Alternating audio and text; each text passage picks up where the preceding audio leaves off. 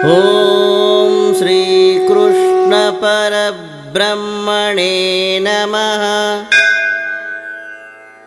श्रीमद्भगवद्गीता अथ अष्टादशोऽध्यायः। मोक्षसंन्यासयोगः। अर्जुन उवाच संन्यासस्य महाबाहो तत्त्वमिच्छामि वेदितुं त्यागस्य च हृषीकेश पृथक् केशिनिषूदन। श्रीभगवान् उवाच काम्यानां कर्मणां न्यासं संन्यासं कवयो विदुः। सर्वकर्मफलत्यागं प्राहुस्त्यागं विचक्षणाः। त्याज्यं दोषवदित्येके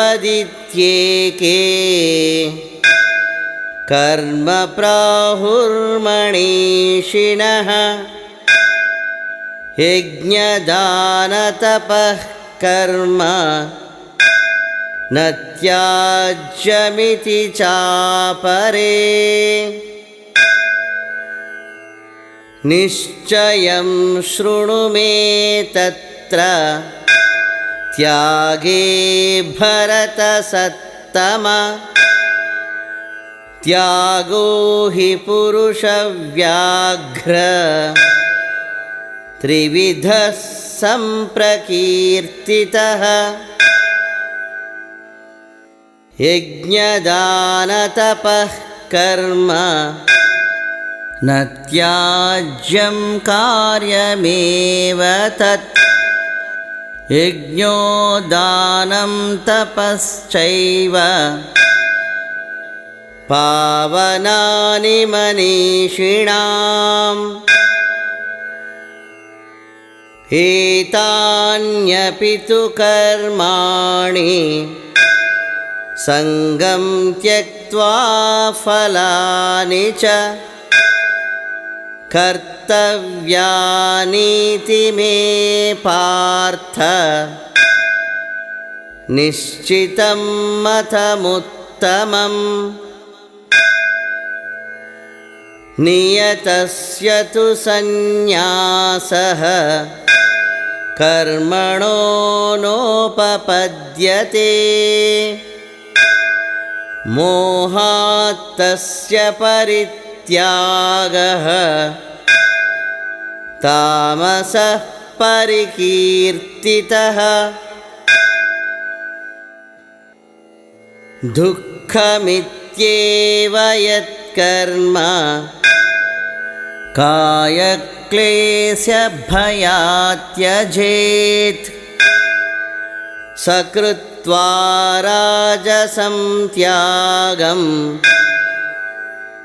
नैव त्यागफलं लभेत्। कार्यमित्येव यत्कर्म नियतं क्रियतेऽर्जुन। सङ्गं त्यक्त्वा फलं चैव सत्यागः सात्विको मतः। न द्वेष्ट्य कुशलं कर्म कुशलेनानुषज्यते। त्यागी सत्त्वसमाविष्टो मेधावी छिन्न संशयः। न हि देहभृता शक्यं त्यक्तुं कर्माण्यशेषतः। यस्तु कर्मफलत्यागी सत्यागीत्यभिधीयते। अनिष्टमिष्टं मिश्रं च त्रिविधं कर्मणः फलं भवत्यत्यागिनां प्रेत्य न तु सन्न्यासिनां क्वचित्। पञ्चैतानि महाबाहो कारणानि निबोध मे।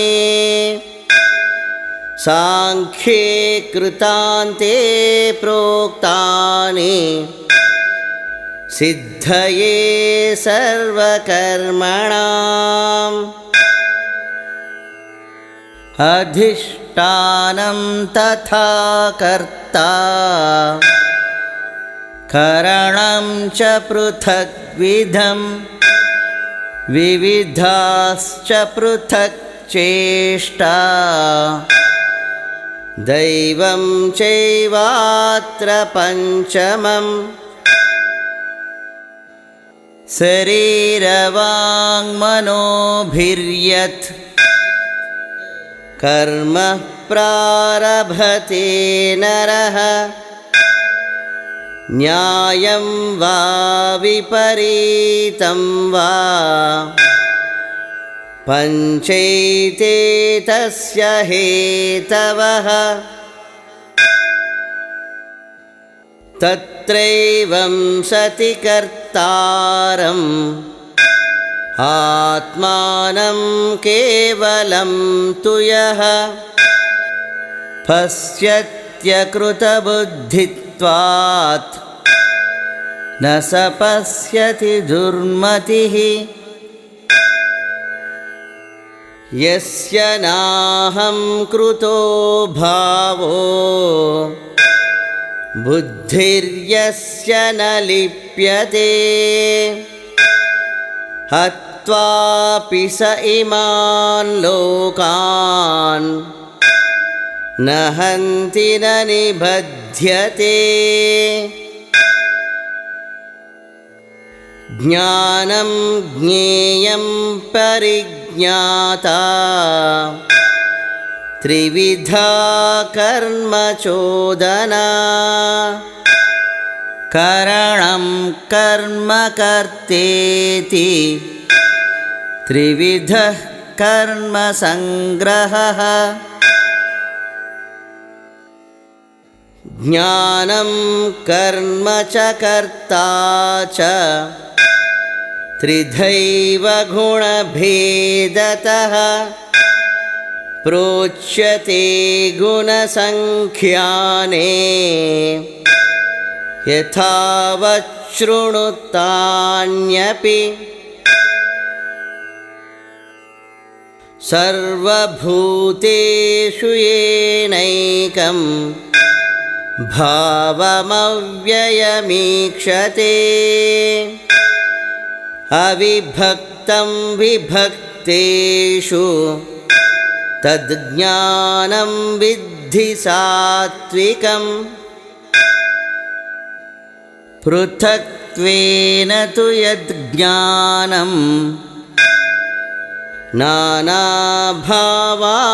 पृथग्विधान् वेत्ति सर्वेषु भूतेषु तज्ज्ञानं विद्धि राजसम्। यत्तु कृत्स्नवदेकस्मिन् कार्ये सक्तमहैतुकम् अतर्त्वार्थवदल्पं च तत्तामसमुदाहृतम्। नियतं संगरहितं अरागद्वेषतः कृतम् अफलप्रेप्सुना कर्म यत्तत् सात्विकमुच्यते यत्तु कामेप्सुना कर्म साहंकारेण वा पुनः क्रियते बहुलायासं तद्राजसमुदाहृतम्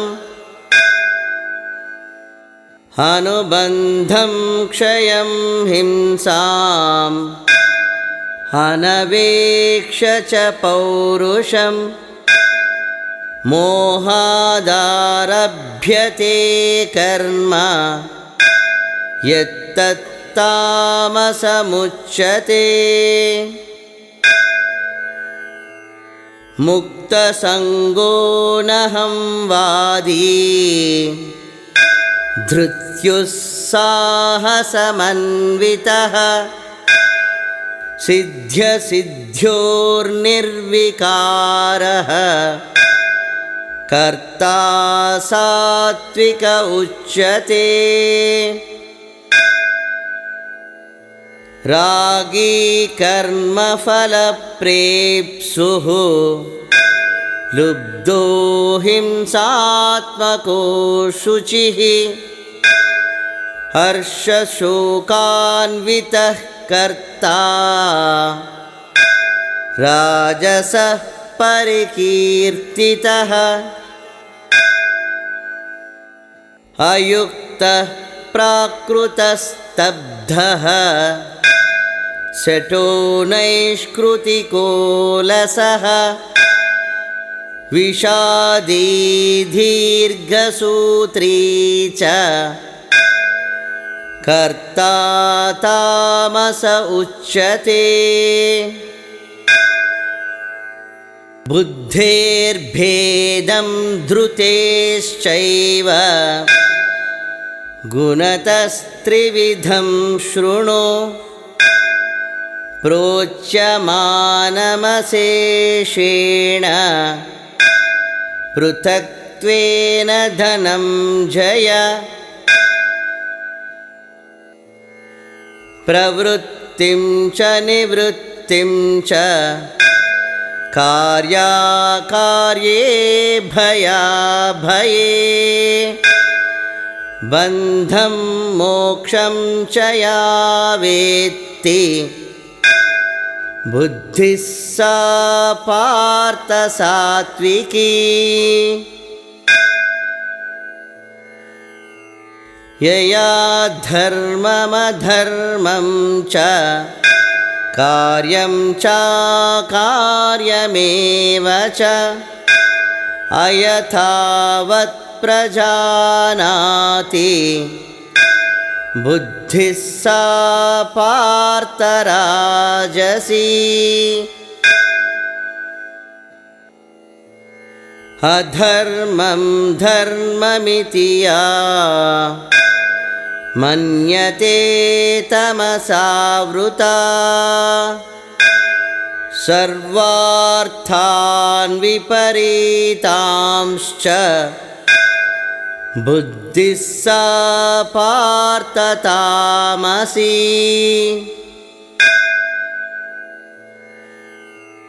धृत्या यया धारयते मनः प्राणेन्द्रियः क्रियाः योगेनाव्यभिचारिण्या धृतिः सा पार्थ सात्विकी यया तु धर्मकामार्थान् धृत्या धारयतेऽर्जुन प्रसंगेन फलाकांक्षी धृतिः सा पार्थ राजसी यया स्वप्नं भयं शोकं विषादं मदमेव च न विमुञ्चति दुर्मेधा धृतिः सा पार्थ तामसी सुखं त्विदानीं त्रिविधं शृणु मे भरतर्षभ अभ्यासाद्रमते यत्र दुःखान्तं च निगच्छति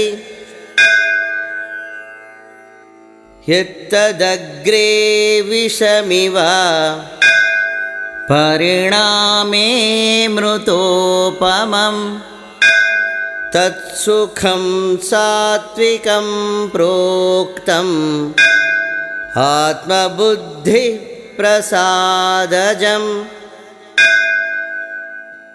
विषयेन्द्रियसंयोगात् यत्तदग्रे मृतोपमं परिणामे विषमिव तत्सुखं राजसंस्मृतम् यदग्रे चानुबन्धे च सुखं मोहनमात्मनः निद्रालस्य प्रमादोत्थं तत्तामसमुदाहृतं न तदस्ति पृथिव्यां वा दिवि देवेषु वा पुनः सत्वं प्रकृतिजैर्मुक्तं यथेभिः स्यात् त्रिभिर्गुणैः ब्राह्मणक्षत्रियविशां शूद्राणां च परन्तप कर्माणि प्रविभक्तानि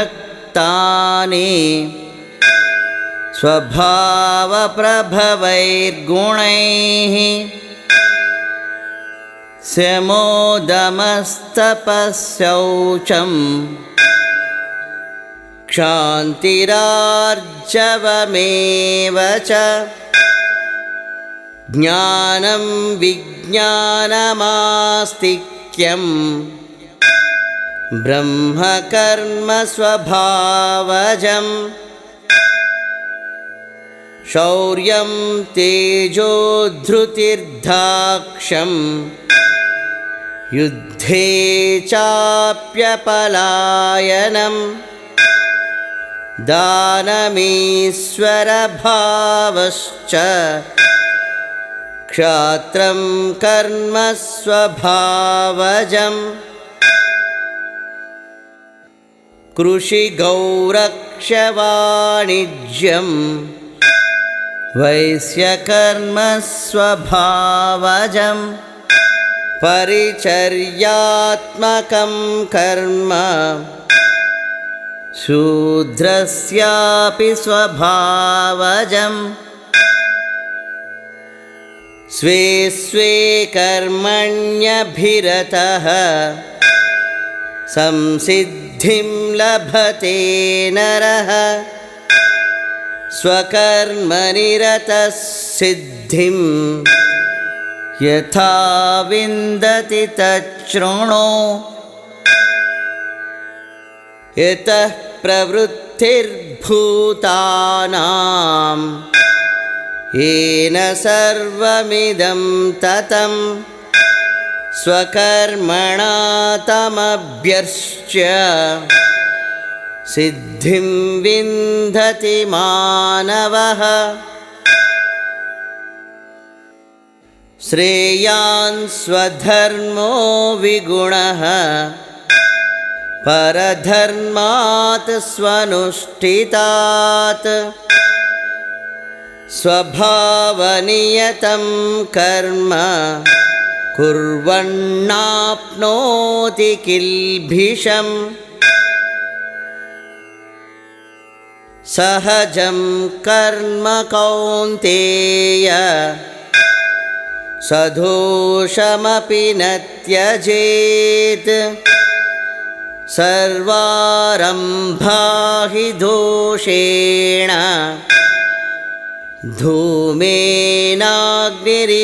धूमेनाग्निरिवावृताः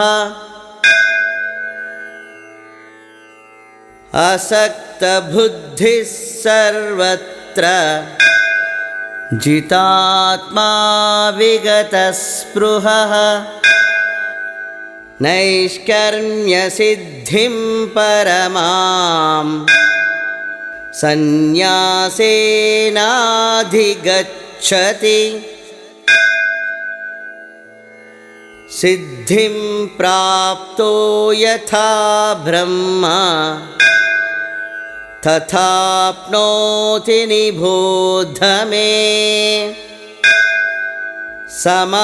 समासेनैव कौन्तेय निष्ठा ज्ञानस्य या परा बुद्ध्या विशुद्धया युक्तो धृत्यात्मानं नियम्य च शब्दादीन् विषयान् त्यक्त्वा रागद्वेषौ व्युदस्य च विविक्तसेवी लघ्वासी यतवाक्कायमानसः ध्यानयोगपरो नित्यं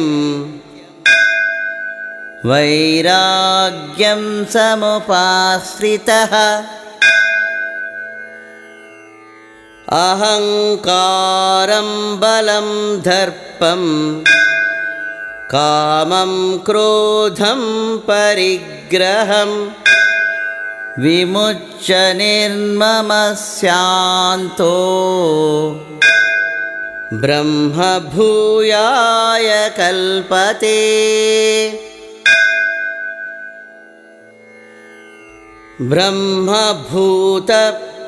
ब्रह्मभूतप्रसन्नात्मा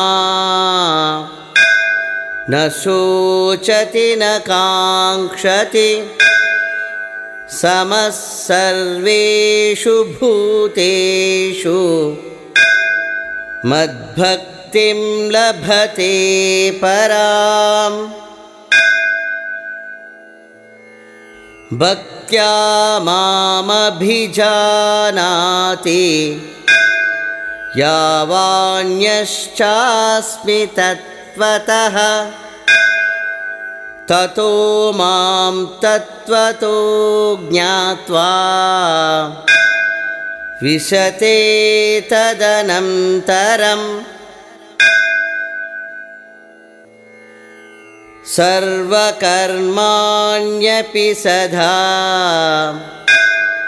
कुर्वाणो मद्व्यपाश्रयः मत्प्रसादादवाप्नोति शाश्वतं पदमव्ययम् चेतसा सर्वकर्माणि मयि सन्न्यस्य मत्परः बुद्धियोगमुपाश्रित्य मच्चित्तः सततं भव मच्चित्तः सर्वदुर्गाणि मत्प्रसादात् तरिष्यसि हत चेत्त्वमहङ्कारात् न श्रोष्यसि विनक्ष्यसि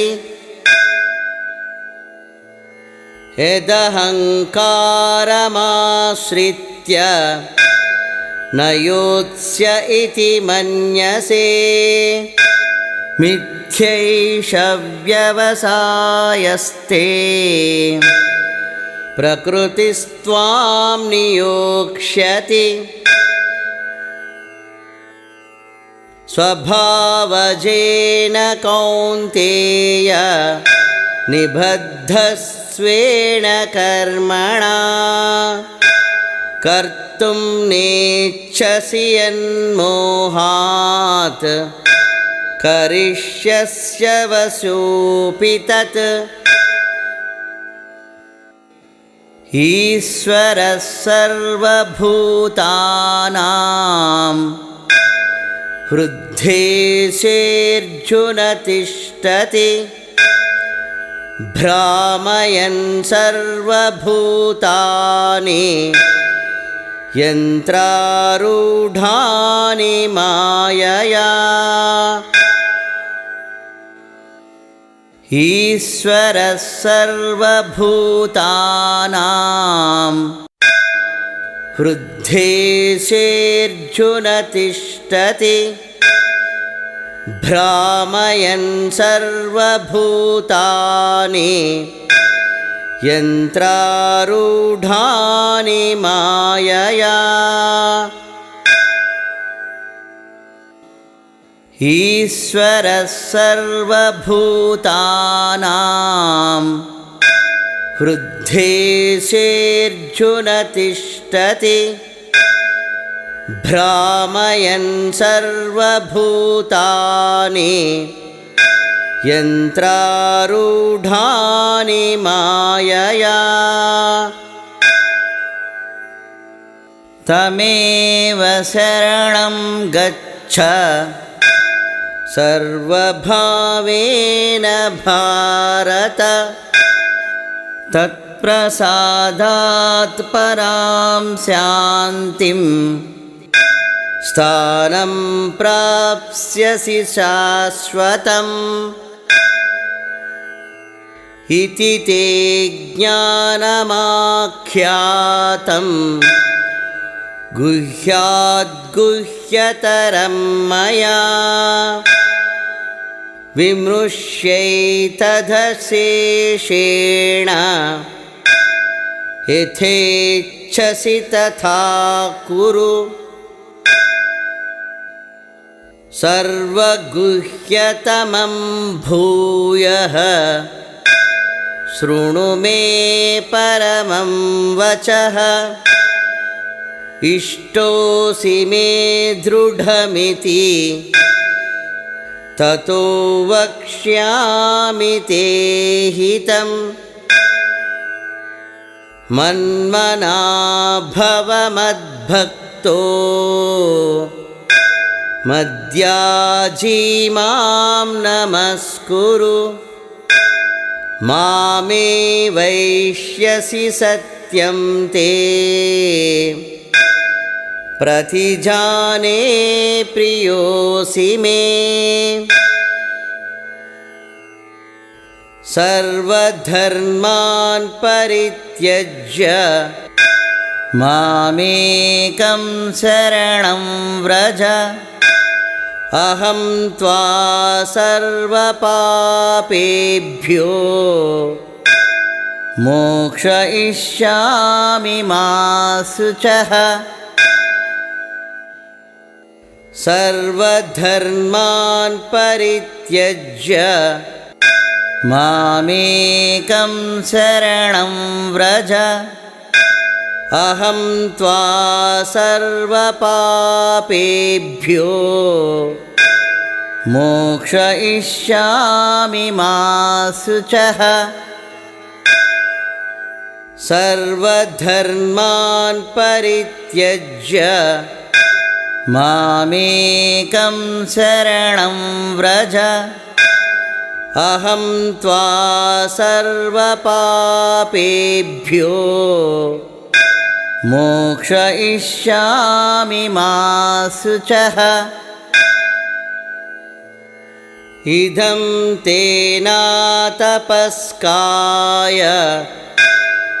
न भक्ताय कदाचन न च शुश्रूषवे वाच्यं न च माम्योऽभ्यसूयति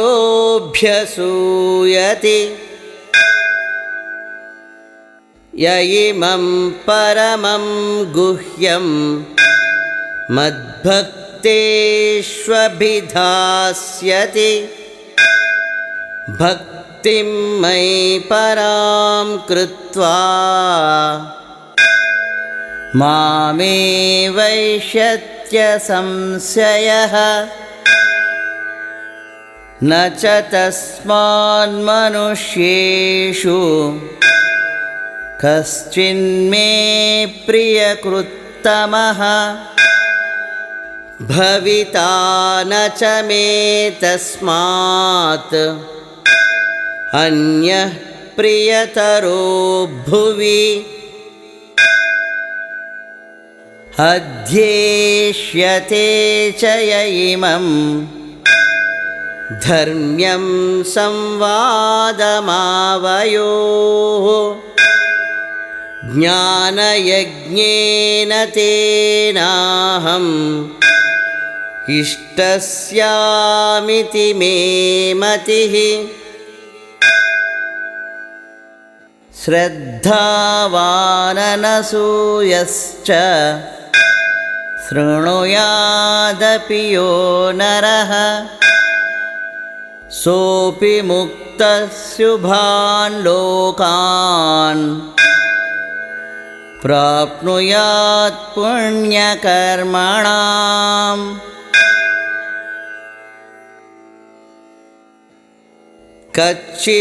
कच्चिदेतच्छ्रुतं पार्थ त्वयैकाग्रेण चेतसा कच्चिदज्ञानसम्मोहः प्रणष्टस्ते धनञ्जय अर्जुन उवाच नष्टो मोहस्मृतिर्लब्धा त्वत्प्रसादान्मयाच्युत स्थितोऽस्मि गतसन्देहः करिष्ये वचनं तव सञ्जय उवाच इत्यहं वासुदेवस्य पार्थस्य च महात्मनः संवादमिममश्रौषम् अद्भुतं रोमहर्षणम्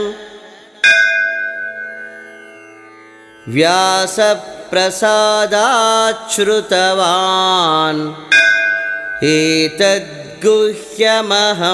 परं योगं योगेश्वरात् कृष्णात् साक्षात् कथयत स्वयं राजन् संसृत्य संवादम् इममद्भुतं केशवार्जुनयोः पुण्यं हृष्यामि च मुहुर्मुहुः तच्च संस्मृत्य रूपमत्यद्भुतं हरेः विस्मयो मे महान् राजन् हृष्यामि च पुनः पुनः यत्र योगेश्वरः कृष्णो यत्र पार्थो धनुर्धरः तत्र श्रीर्विजयो भूतिः ध्रुवा नीतिर्मतिर्मम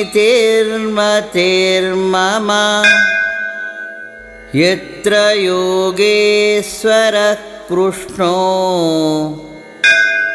यत्र पार्थो धनुर्धरः